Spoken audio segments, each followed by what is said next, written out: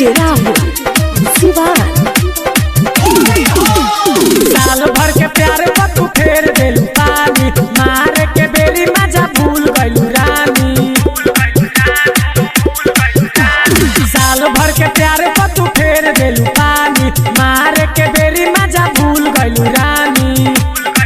ओ अब के करा के डाली रंग, अब के करा के डाली रंग, बोलाए जान चोली में।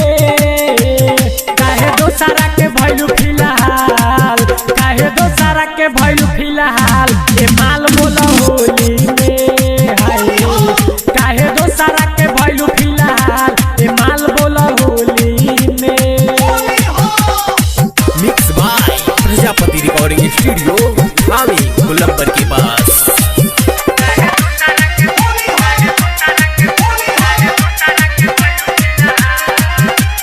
डीजे राहुल बढ़िया। तू एको बेला दे तू बताई, दोसर माल लेती पटाई।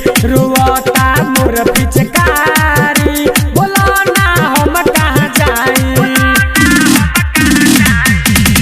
तू एको बेला दे तू बताई, दोसर माल लेती पटाई। रुआता मोर पिचकारी, बोला ना हम कहाँ जाई। काहे हमारा के बुरबक बनैलू, काहे हमारा के बुरबक बनैलू, फंसा के मीठा बोली में।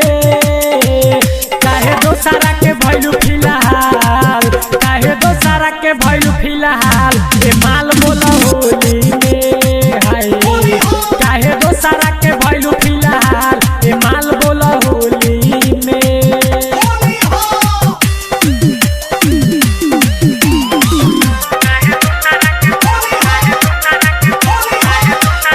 Music by DJ Rahul Siwan.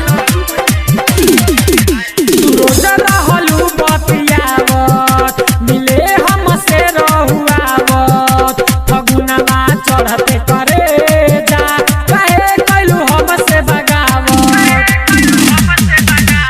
रोज रहलू बतियावत, मिले हमसे रहुआवत। फगुनवा चढ़ते करे जा, काहे कैलू हमसे बगावत। दुख समीम दीवाना के दियलू, दुख सुशील सुरीला के दियलू, हंसी ठिठोली में। काहे दोसरा के भइलू फिलहाल, काहे दोसरा के भइलू फिलहाल, ए माल बोला होली